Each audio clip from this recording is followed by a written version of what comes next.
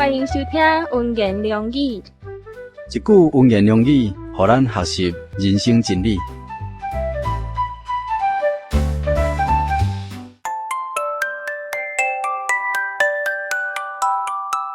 你当倚靠耶和华来行善，住伫地上，以伊的信实做美娘。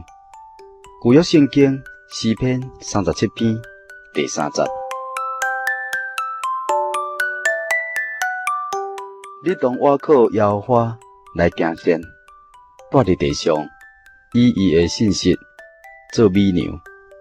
旧约圣经诗篇37篇第3节。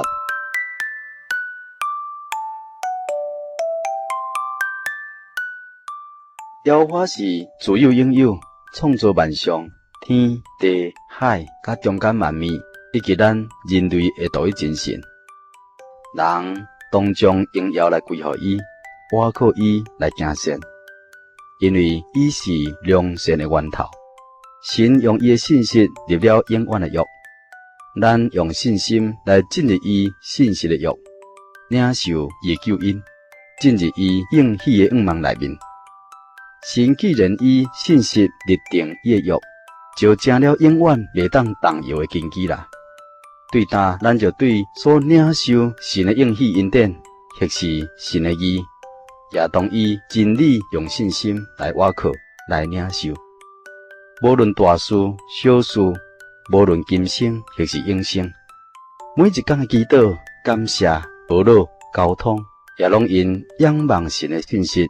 用信心的祈祷、交通达到神的面前，来成做咱灵魂生命中的美娘。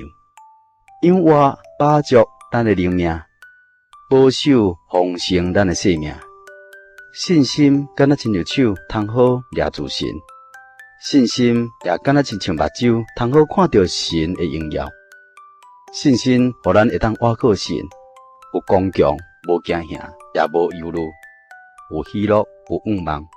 做成当做的工作，这一切拢是因着信心甲信息的神来联合。若毋是先有神的信息的作为，就无有咱的信心甲爱心所做的善行咯。若无先有神信息的真理约定，咱就成了迷信、妄信、轻信，甲拜无信息的偶像同款，虚无缥缈，并虚妄的心行事，自取灭亡。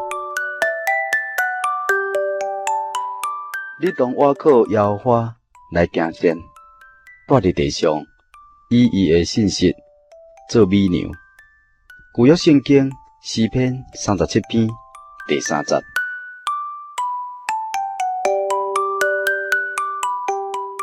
以上文言良语由台湾法人真耶稣教会台湾总会制作提供，感谢你收听。